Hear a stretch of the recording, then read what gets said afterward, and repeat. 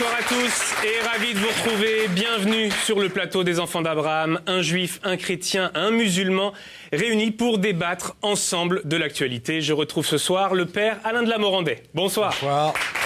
Le grand rabbin Chaim Corsia, bonsoir. Et Malek Shebel, anthropologue et traducteur du Coran, bonsoir. Bonsoir à tous les trois et ravi de vous retrouver pour ce nouveau numéro. Voici le sommaire. Du ski en Afghanistan, c'est possible. Najib Sirat s'apprête à escalader l'Everest. L'Afghan le plus haut du monde vient nous passer le message. Son pays ne se résume pas à la guerre.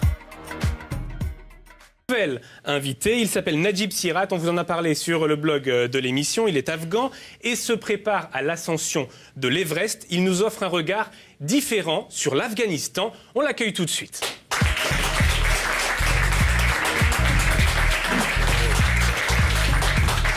Bonsoir Najib Sirat et bienvenue sur notre plateau. Alors on vous présente en quelques mots, vous avez 30 ans, à l'âge de 18 ans vous avez fui l'Afghanistan pour la France en raison de la politique menée à l'époque par les talibans. Et puis il y a un an, vous avez rencontré l'aventurier Charles Edrich et il vous a recruté en quelque sorte pour devenir l'Afghan le plus haut du monde, c'est-à-dire pour gravir des sommets avec un peu dans l'idée de donner une autre image de ce pays. Alors d'abord, racontez-nous comment ça a commencé.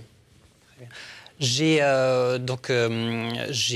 travaillé à Kaboul en 97-98 avec une organisation française, Afran, qui travaillait sur les plans humanitaires, pédagogiques à Kaboul. À cette époque où il faut savoir que Kaboul et 90% aussi de l'Afghanistan ressemblaient à une prison avec le régime des talibans, avec ce régime sévère. Et donc, j'avais collaboré avec cette association comme sur un plan d'école pour les filles. À cette époque, les femmes, donc enseignantes, et les filles écolières étaient mises de côté.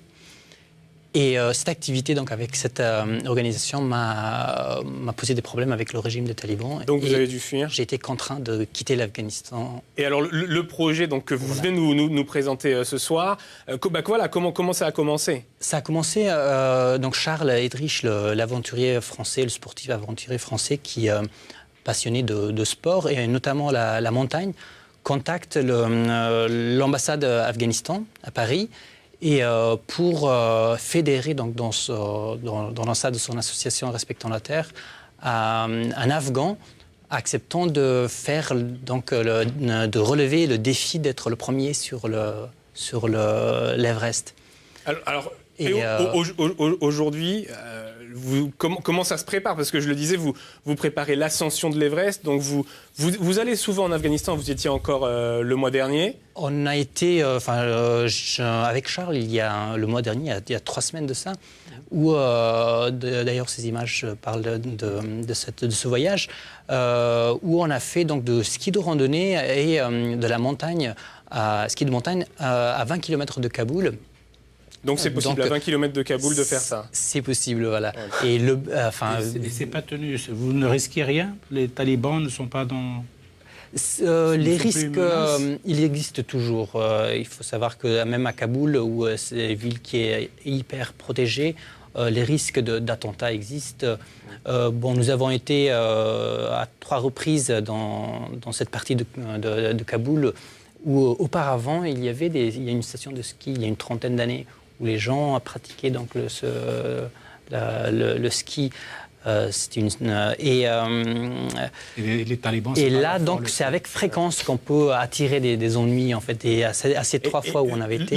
L'objectif, c'est quoi ? C'est le symbole. C'est justement, c'est ça. Ce que je disais, montrer que l'Afghanistan, c'est pas seulement la guerre, c'est pas seulement les talibans, ça peut être autre chose. Voilà. Donc là, à l'ambassade d'Afghanistan, donc il donne mon contact qui est déjà en fait à Grenoble où je m'intéressais à l'alpinisme. Il me propose donc ce défi, je l'accepte donc avec grand plaisir, aussi par la passion pour la montagne et l'alpinisme, mais aussi parce que c'était une manière, je voyais une manière positive de parler de l'Afghanistan, parce que les 10 années où j'ai passé en France, on entendait très peu de choses positives sur l'Afghanistan, on ne parlait que très souvent de la guerre. Il y a eu une forme d'amour extraordinaire et assez, d'ailleurs, inexplicable, mais bon, pour un bonhomme extraordinaire, pour Massoud. Quand on parlait de Massoud, il y avait une forme de comparaison. Oui, non, je pense que historiquement, on comparait Massoud un peu à De Gaulle, qui s'oppose à des envahisseurs, même si les envahisseurs étaient aussi des locaux. Et il y a eu une période, après les morts, en 2001, donc ça... Mais sur le projet du moment, donc l'ascension de l'Everest, comme symbole fort, je vous pose la question, Malek, est-ce que, sur la force des symboles finalement, est-ce qu'on change vraiment les choses avec des symboles? Est-ce que ça compte? Non, c'est énorme. Moi, c'est énorme. Pour moi, ça me plaît beaucoup, cette idée de dire qu'il y a quand même des gens qui décident que leur destin n'est pas de s'enterrer face à des tueurs et qu'il peut y avoir une autre alternative. Déjà, ça, c'est énorme.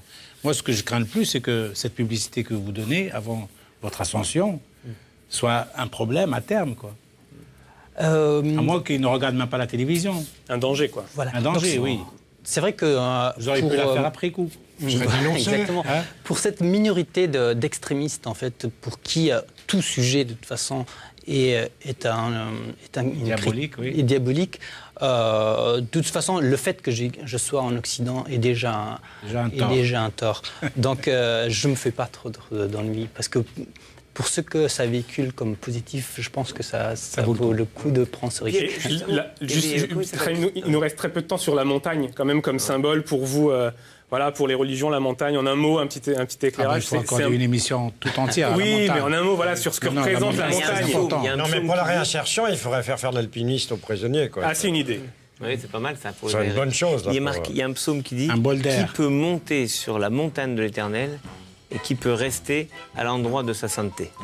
Et ben voilà, on termine sur ces paroles. Amen. Merci à tous de nous avoir suivis d'abord, et merci à vous trois d'avoir participé à cette émission. Laurent Jacquat, je rappelle le titre de votre livre, La guillotine carcérale, sous-titre Silence, on meurt. C'est paru aux éditions Nautilus. Merci beaucoup d'être venu sur notre plateau. Je rappelle également le titre du livre de Saïd André Remli, Je ne souhaite cela à personne. C'est paru aux éditions du Seuil.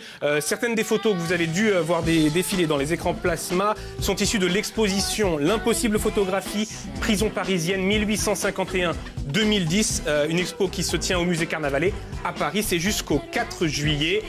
Merci à tous. Cette émission était réalisée par Benoît Eudes. Merci à lui et à toute l'équipe technique. Merci à Anne Cassius, Élise Baudouin, Mélanie Murciano, Jean-Baptiste Werner, Emmanuel Faure et Jérôme Dard. On se retrouve dans 15 jours. D'ici là, portez-vous bien.